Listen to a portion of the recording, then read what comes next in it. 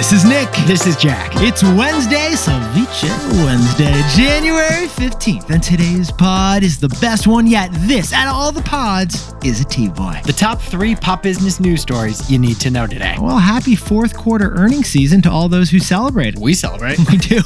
I got you a little gift. It's profits. Jack, 3 stories for today's show. What do we got on the T-Boy? For our first story, Starbucks is making a symbolically important policy reversal. No more free bathrooms. Because Starbucks' third place is the first place that needs to be saved. For our second story, with fires still burning in Los Angeles, greedy landlords are jacking up rents as high as 100%. But Yetis, this fire also presents a historic opportunity to fix California's housing market. Not build, baby, build. No. Cut, baby, cut. Cut, baby, cut. And our third and final story. Because of your New Year's resolution, Planet Fitness stock is at an all-time high. But funny thing, Planet Fitness's greatest risk is that you actually show up. Their greatest risk is a run on the gym. Dirty little secret about Planet Fitness. But Yetis, before we hit that wonderful mix of stories. Fantastic mix of stories. Love the mix, Jack. How's your inner excellence? Jack, have you achieved inner excellence today? Because Yetis, over the weekend, you may have watched the Eagles versus the Packers in an NFL playoff game. And if you watched that game, you may have noticed the Eagles receiver, A.J. Brown, didn't catch a ball, but he caught a book? Well, he did catch some balls, but he definitely read a book, and that went viral. He read a book. That book was Inner Excellence. It went viral over the weekend because it was spotted on the Eagles sidelines. Right, mid-game. All-pro receiver A.J. Brown was reading the book Inner Excellence on the bench. We repeat, he was not reading the playbook. He was reading a self-help book during the game. The book was Inner Excellence, and it was self-published by a man named Jim Murphy. And this wide receiver on the Eagles says that reading the book gives him an inner peace, so he whips it out during every NFL game. After the touchdown celebration, what's he do? He rereads chapter 3. After he fumbles? He rereads the epigraph. You can see him with the book on TV. It was incredible free marketing for this publishing house. Jack, he's marked up the book like it's required school reading. I think I saw a book tab in there. And here's the wildest part. This book was number 552,709 on Amazon's bestsellers list before the game. Okay, but Jack, after the game? Number 1 on Amazon. It became a top seller. This book was seen on TV during a football game. Now it's the best-selling book on all of Amazon. Apparently, A.J. Brown is the new Reese Witherspoon because he's curating like the book you gotta read. Oprah's favorite thing. Wide receiver's favorite thing, Jack. So Yetis, we wanted to read you an excerpt from Inner Excellence to help you achieve performance today. All right, here we go, Jack. Here we go. When you're fully present, you don't need to worry about the future or the past. In that moment, you're free to bring your best, to act with purpose. The future will take care of itself if you learn to master the present. Okay, Yetis. Now you're going to catch a touchdown pass today. Jack, I feel innerly excellent, baby. Let's hit our 3 stories. 15 years before this song, 2 boys from the Northeast met in the dorm. They had an idea that caused a cultural storm. It's the best one yet, but the best is the norm. Jack, Nick, that's it. I don't even think they need to practice. 50%, that's a fat tip. T-Boy City on your at-list. If you know, you know, cause we ready to go. We can't wait no more, so just start the show. Start the show. For our first story. After 7 years, Starbucks is ending its open doors policy. Bathrooms are for paying customers only. Sorry. This story shows many things, including the error of overcorrection. Jack, honestly, it's one of the great terms in business. The third place. The third place. Starbucks' longtime CEO, Howard Schultz, wanted Starbucks to become the third place. It's a place between work and between home where you could just hang out, be yourself. Everybody knows your name, Jack. You could write the next great American novel. Yeah. Or you could strike up a conversation with the cutie sipping that latte.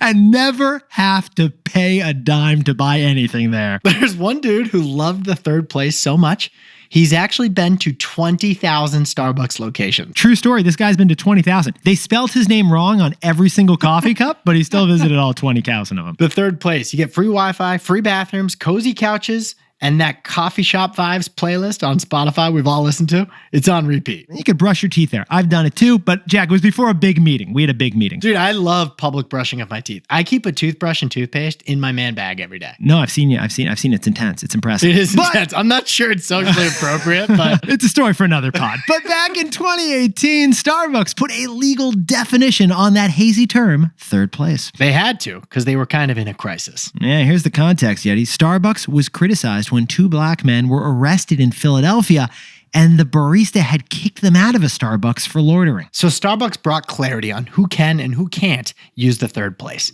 They announced that anyone can use a Starbucks cafe or a bathroom, even if they're not paying customers. But here's the news. 7 years later, that experiment is over. Basically, Starbucks just announced no more Mr. Nice Guy. If you want to write the next great American novel, you're going to have to do it in the comfort of your own home. Or buy a venti first. Now, Yetis, here's the goal of this new Starbucks policy. What is it, Jack? Starbucks says they need to reset expectations for how our spaces should be used and who uses them. Because the reality is that Starbucks' generosity on anyone using the bathrooms, it kind of backfired on them. Starbucks locations have become inundated with people just using it for cell phone charging and for the free bathrooms. And now we should point out that vision of anyone using the Starbucks bathroom, it was a noble policy, a noble open doors policy. But no single private company should be expected to provide basic human services like that to the non-paying public. Right. We do have someone who does provide that, and that would be the government or nonprofits. Or Jack and I are also thinking maybe this Starbucks switcheroo, it shows that there's a business opportunity here. There could be a chain of paying customer only bathrooms and showers in big cities. We've got a coffee chain, Starbucks. Why not have a bathroom chain called Star Baths? You pay $2, Jack. You could brush your teeth in there. It would probably be a lot more fun. Either way, Starbucks attempted to serve everyone by letting anyone in, and it's resulted in the deterioration of their business. Starbucks sales have shrank for 3 straight quarters. So here are the new rules. You must be a paying customer to be in a Starbucks. And baristas, they're ordered to call the police if they think someone's loitering. I mean, Jack, it kind of looks like the pendulum is swinging back in the totally other direction. Starbucks overcorrected in 2018. But our takeaway is right on point. So, Jack, what's the takeaway for our buddies over at Starbucks? Without premium stores, you can't charge premium prices. Yetis, Starbucks has 40 million app users. They become great for digital orders, but they become terrible in person. As Starbucks has optimized phone orders for their grab-and-go business, the third place of Starbucks has suffered. Well, we now know the new CEO Brian Niccol's turnaround plan, and it's got a real focus. The focus is the stores. Brian Niccol is prioritizing the in-person experience. He's bringing back the comfy seats and the porcelain mugs for when you want to have a coffee in a Starbucks. Even if all this means lower sales in the short term, he's still willing to do it. It's like Starbucks spent the last couple decades too focused on the phone. They got addicted to the digital side of their business. Yeah, like all of us. They got addicted to their screens. Yeah, they got too focused on the screens and not what was happening right in front of them. The reality is that Starbucks has lost its brand as being a premium place to get a coffee. And if it's not premium, then Starbucks can't charge a premium price. For our second story, the Los Angeles fires are bringing out the worst in one very powerful group: greedy landlords. Some Los Angeles landlords are jacking up the rent by 100% right now. 100%. But we think this story could have a silver lining. Now, Yetis, yesterday on this show, we shouted out some companies and organizations helping people during the LA wildfires. There are a few gray ones out there. The LA fires are still burning. The Palisades fire is only 11% contained. 100,000 Angelinos have been displaced from their homes. It is so nice to see so many people trying to help, but there is one group we found that is doing the opposite at the worst possible time. And the credit goes to Jason Oppenheim, famous realtor from the TV show Selling Sunset. Selling Sunset. I went on a binge on that 2 summers ago, Jack. Honestly, before you know, you've gone through like 3 seasons at once. Because of Jason Oppenheim, the celebrity realtor and his brother, who are famous for the Netflix reality real estate drama Selling Sunset. And right now, they're not battling over who's getting the commission on that oceanside property. They're calling out greedy landlords. Jason Oppenheim says that landlords are taking advantage of this natural disaster to jack up rents across the city. And here's the wildest part. we got the receipts on those greedy landlords. Now, first, let's provide some context. Let's sprinkle it on. What do we got, Jack? Last year, the city of Los Angeles issued permits for 10,000 new housing units. Yeah, Los Angeles was adding to its housing supply. But in just the last week, the city lost the same number of homes because of these awful wildfires. We repeat, these fires have already wiped out all of 2024's new housing supply. That means the Los Angeles fires are going to exacerbate the already brutal housing crisis in Los Angeles. Well, besties, get this. With fires still burning, greedy Los Angeles landlords are jacking up prices already. One Oppenheim client was looking to rent a house for $13,000 a month. Pretty expensive house, but not crazy in Los Angeles, actually. And that was the price last month when they were looking. Well, now the landlord is asking for $23,000. Yeah. That's almost a 100% increase in the price. And it's not just these reality stars noticing this. If you go on Zillow right now, you can see this happening for yourself. Because Zillow tracks price changes. So there's a whole bunch of apartments that were listed for one price in December, but this week they're listed for like 50% more. We just looked at one, which is in Santa Monica right now. It's up 50% in just the last 2 weeks. That's the price change. California law says it's illegal to price gouge during an emergency. That's right. Good point, Jack. The price may not increase by more than 10% from pre-disaster levels. But landlords know that there are people whose houses burned and they are willing to pay to get any sense of normalcy back, like immediately. So landlords are breaking the law to jack up their short-term profits at the expense of people whose houses burned. And it took a selling sunset reality star to notice it. Oh, and those who can't afford those home prices, they're going to have to wait to rebuild their homes, which could take years. Unless our takeaway. So, Jack, what's the takeaway for our buddies who are everyone in the housing market? A positive legacy of these fires could be less red tape in housing. Yetis, never let a tragedy go to waste. And honestly, there is still an opportunity right now to fix the housing crisis. We've said many times our country needs more houses. We've said many times, build, baby, build. We said build, baby, build. Well, the new solution after these fires is cut, baby, cut, as in cut red tape. One of the biggest challenges in housing across the country is regulations that have made building new homes a lot harder. Oh, maybe you face this. We're talking permits, fees, bureaucracy, all of that is red tape that causes building costs and building times to soar. Unless you're a builder, you probably haven't noticed that red tape. But if you're a buyer of a home, you've noticed it because houses are so much more expensive. Yeah. Now, some red tape ensures safety and quality housing. You got to have a little bit of red tape. But too much red tape, builders don't even bother to build. So Jack and I hope that one opportunity in this tragedy is that the government eliminates some real estate red tape. Angelenos urgently need to rebuild. That's why this is a historic opportunity to cut red tape. Cut, baby, cut. Hey Yetis, if you're a bestie, take a sec and hit that subscribe button. And like this video while you're at it. If you leave a comment, by the way, we'll read it. And 1, and 2, and for our third story, Planet Fitness stock hit an all-time high this week just as you head back to the gym. Okay, Ron Burgundy. You should have said 1001. 1002. Nah, my first reps, my warm-up reps, Jack. We want to tell you, Yetis, the dirty little secret about Planet Fitness's business model. Oh, Yetis, Jack and I have told you about Planuary. We plan the whole year in January as part of our New Year's resolution. Yeah, that's what we do. But the number one most popular New Year's resolution for the rest of America? Dieting, working out. Basically, you want to have biceps by beach season. That's the resolution. That's why January is the biggest month for gyms. Memberships pop 50% in the first 2 weeks of every year. Well, perfect timing, Jack, because Planet Fitness's stock hit an all-time high this week. In fact, Planet Fitness, since the CEO left, has seen their stock rise 125%. Nobody has put up those kinds of weights before. They need a spotter. And Planet Fitness plans to now double its size to over 5,000 clubs just in the US. This New Hampshire-based company is enormous right now. Get this, besties. The number one fitness app in the App Store right now?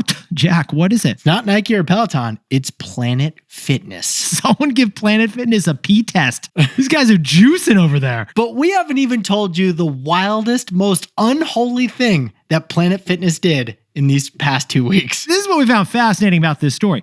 Planet Fitness messed with its holiest number, and that is unholy. If there's one thing you know about Planet Fitness, it's that memberships start at just $10 a month. They're the lowest price in fitness by far. I think the YMCA costs more than Planet Fitness. Our podcast is free and it costs more than the Planet Fitness. For 33 years, $10 a month. That's all you've heard about Planet Fitness in the ads, in the marketing, and the signs, even on the membership cards. It was like the Subway $5 footlong. We called it a sacred cow price because it protects the profit puppy. Like Costco has the $1.50 hot dog combo and Planet Fitness has the $10 gym. But this year, for the first time since 1992, they jacked that price up. In fact, they increased the membership price to $15 a month, which is a 50% increase. Now, that is a huge, huge risk. Planet Fitness built their entire brand on $10 a month. So now they're breaking that psychological barrier for new members. And Jack, what were the results? So far, seems things are going well. There's no mass revolt against Planet Fitness. Like we said, Planet Fitness's stock is at an all-time high. And yeah,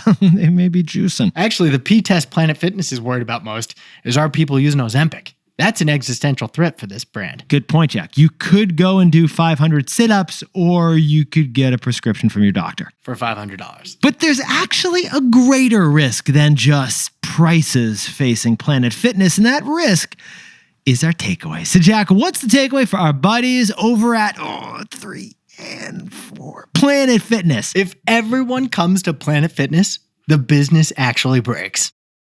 Funny thing, Yetis, but having too many members, more than they can handle, that's actually part of Planet Fitness's whole business model. $15 a month is so low that they must sell lots of memberships to be profitable. Yeah. It's a low price, high volume business model. But interesting thing, Planet Fitness factors in the fact that 80% of January gym goers will quit within 3 months. That's the average. Planet Fitness can afford to set the price so low because they know so many of us don't actually show up to the gyms. Yeah, it's kind of a magical price, Jack, because it's just enough to feel like you did something, but not enough to care if you don't do that thing. Nobody's in a rush to cancel their Planet Fitness before it hits their credit card statement. Honestly, it's actually the same business model as airplanes that oversell seats. You know, they factor in a percentage that's not going to make the flight. But if every Planet Fitness member did show up to the gym one day, there would be a line out the door and around the block waiting to use those dumbbells. Yeah, it's actually a funny insight into Planet Fitness's whole business model. If everyone uses it, then the whole business breaks. Banks fear that there's going to be a run on the bank one day.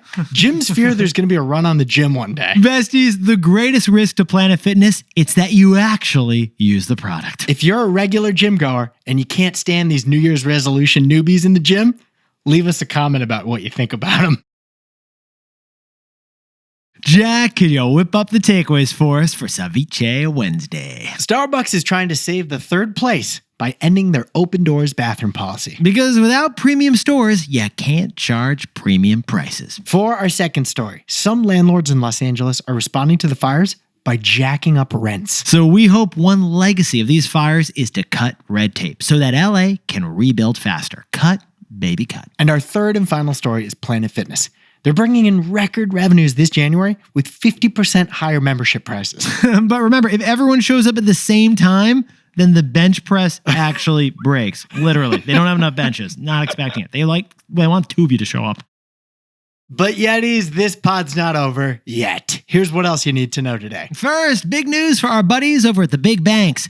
Bonus update. According to Bloomberg, the average bonus on Wall Street is expected to rise 10% this year. Yeah, with the Trump administration, there are big expectations. There will be more deals, so they want to give you a little payday ahead of time. And we'll get more details as big bank earnings kick off this week. And second, Spain wants to introduce the biggest real estate tax that we have ever seen. Get this, a 100% tax on non-EU home buyers. If foreigners want to buy a home in Barcelona, the tax they'd pay on buying that home is the same as the price of the home itself. That is a 100% tax. Remember, tourists were being sprayed with squirt guns last summer. Like, there's a lot of tourist situation going on. It's all part of the backlash against investors and Airbnbs who are hurting the housing supply. And eating all the tapas. And finally, the stubbornest part of inflation, it's still being stubborn. It's egg prices. Egg prices just hit a new all-time high. They're up 40% compared to last year. In fact, eggs are up 25% in the last 2 months. The average price of a dozen eggs in California is $8. Or if you go to a farmer's market,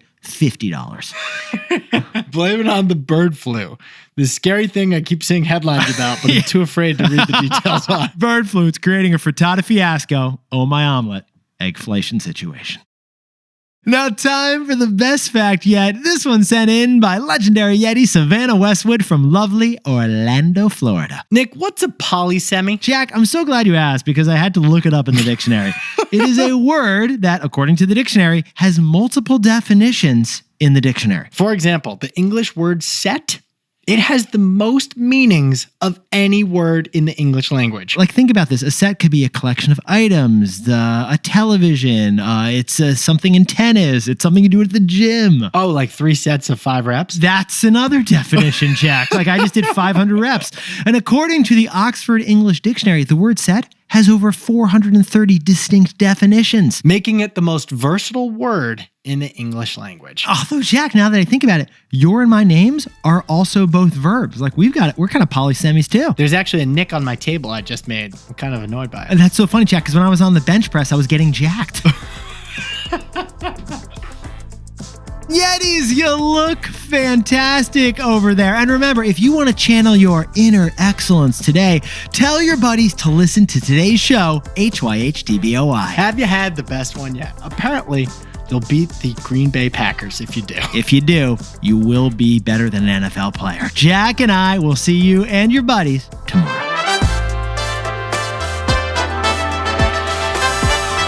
And before we go, a happy birthday to legendary engineer William Nutt down in lovely North Carolina. The Dash. The Dash. And Terrence Ogby in Jersey City, New Jersey is crushing it as a dad with a birthday just outside Manhattan. Happy birthday to Will Shane in Rio de Janeiro, Brazil. And Terrell Whitmore over in Charlotte, North Carolina is celebrating the best birthday yet. Happy birthday to Wynn Jones, who's celebrating a birthday somewhere fantastic. Probably in Rio. And Akancha is turning 40 years old over in the Bay Area. Happy birthday, Akancha. Happy birthday to Alma Madrigal in Montclair, California, just outside Boston. A little far, but still outside. And Lindsay Drager in New York City. Her brother can't wait to ski with her in Colorado because they're going to be celebrating a T-Boy birthday. And welcome to this world to the beautiful Declan Bernards in Portland, Oregon. And a huge shout out to his mom, Stephanie, after 72 hours of labor.